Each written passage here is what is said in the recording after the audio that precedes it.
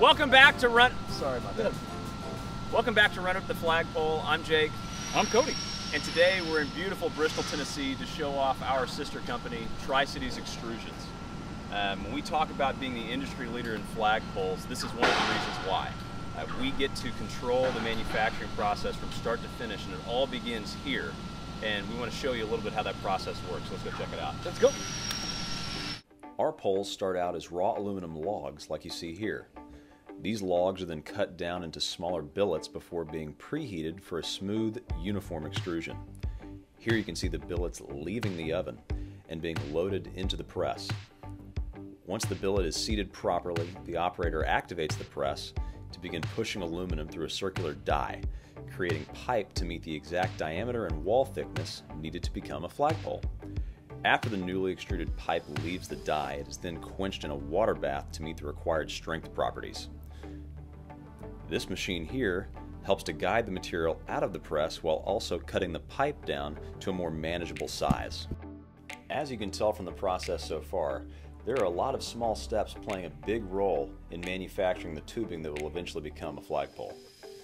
Having full control of the extrusion process guarantees Concord American Flagpole products are quality from the start, while also giving us insight to accurately forecast and adjust supply to meet ever-changing demand. This flexibility is what allows us to maintain higher inventories and quicker lead times compared to the so-called competition.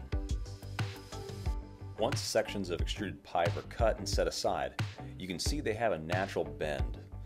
This is corrected in the final step, where we clamp both ends and stretch the tubing until it's straight. After straightening, the crushed ends are removed and recycled into the next batch of logs, and the process starts all over again.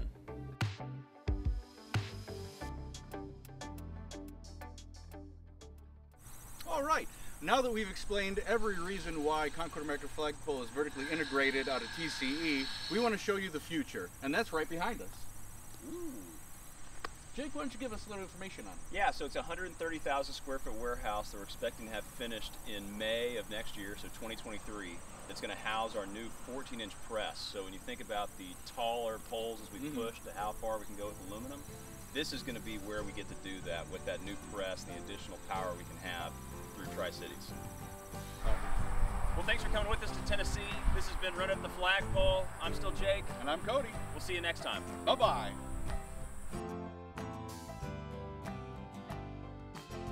We want to show you the future, and that's right behind us.